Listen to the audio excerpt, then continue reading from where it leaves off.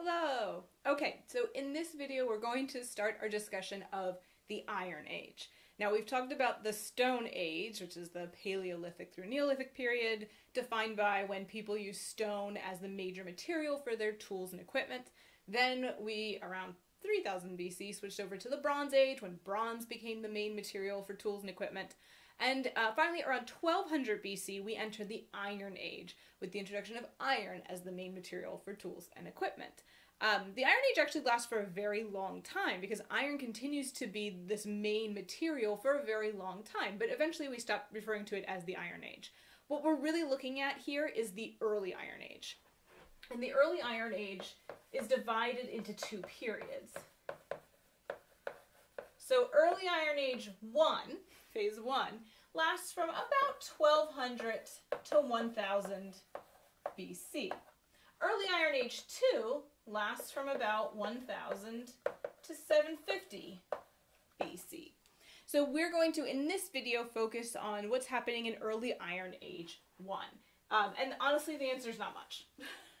So after the collapse of Mycenaean civilization on the mainland in the 13th century BC, things look very, very different. So the palace systems collapse. There are no longer palaces inhabited. A lot of them have been destroyed. And the palace system itself, that administrative system that ruled over different regions of mainland Greece, also collapses. There are no more administrators or tax collectors or anything like that. And what we see instead is that people revert back to small farming villages, which is what we saw in mainland Greece in the Neolithic and even the early Bronze Age, into the Middle Bronze Age. So small villages of maybe just a very few hundred people who support themselves through farming, along with maybe a bit of hunting and gathering as well. Now, the collapse of the palace system mostly affects the people who lived and worked at the palaces. People who lived in the countryside as farmers, their life isn't really changing much. But there were a large number of people concentrated at these palace sites, and they're the ones who have been killed or they have dispersed to new areas. So they're the ones that are majorly affected. Along with this reversion to these kind of small farming villages, we also see a general depopulation. There seems to be a fairly noticeable drop in the population in mainland Greece. Some scholars put it as much as 70%, right? A population drop of 70% from what it was at the height of the Mycenaean world. Now, along with all of this, we see no monumental building. There's no big palaces, there's no temples, there's no chieftain houses being built, right? Again, it's these small farming villages like we saw in the late Neolithic and then early Bronze Age is really what we're seeing again in the early Iron Age. So there's not even any kind of big chieftain house that shows up in villages and towns. There's no evidence of long distance trade anymore. They might trade village to village with their neighbors, but no one's going to Egypt or Syria or Asia Minor, right? No one's doing any of that. And so that means that they've also lost access to the kinds of raw materials that they used to get from there. So yeah, that long distance trade has effectively shut down. The other thing that is gone is writing. We have no evidence of writing for a good few centuries here in the early Iron Age. So yeah, there's a definite reversion in the level of social structure and general civilization that's happening on the Greek mainland during the early Iron Age 1 period. It's not all bad though. There are some developments. Among these is the adoption of iron, we said. Iron is a metal.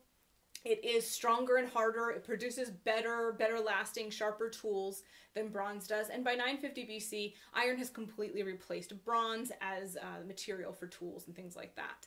I'll also say it's a little bit easier for the Greeks to get. They have a bit more iron than they have copper or tin, which they need for bronze. Another thing that emerges, they've been making pottery for a while. We looked at both Minoan and Mycenaean pottery types, but around this time, the pottery wheel is developed, right? Which is where you spin the pots as you make it, and it allows you to make pottery that's a little bit more sophisticated. It makes it easier to make, it's easier to produce. At the same time, we see them using compasses and straight edges for decorations. Not they're not decorating the wheel with them. They're using them to paint the pottery, right? So they're painting circles, very neat circles because they're using a compass. Arcs, very straight lines. So they're using those to decorate their pottery with. And they develop a style of pottery during this period known as proto-geometric that lasts around 1050 to 900 BC. We're going to look at the pottery of the early Iron Age in a different lecture, so I'm not going to get into proto-geometric right now, but it is very much characterized by this kind of simple geometric design. The other thing to note, the last thing to note, is the so-called Ionian migration.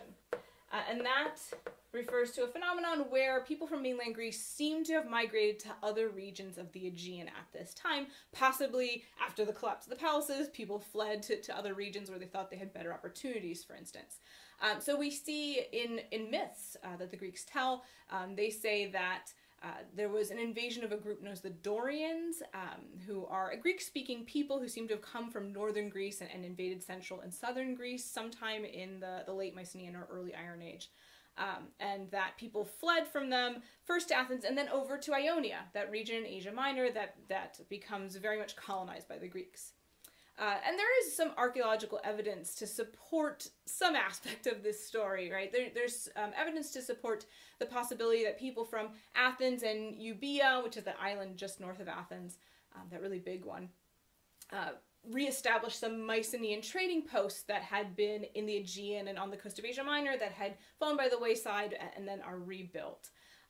There's also some suggestion that people from Thessaly in northern Greece, probably some people came and settled in Aeolia, which is the region of coastal Asia Minor just north of Ionia, and that some of these Dorian Greeks as well actually came and settled in Rhodes and the southern part of Asia Minor as well. So there's some movement of people and some early settlement and colonization of Greek people outside mainland Greece and the islands of the Aegean at this time.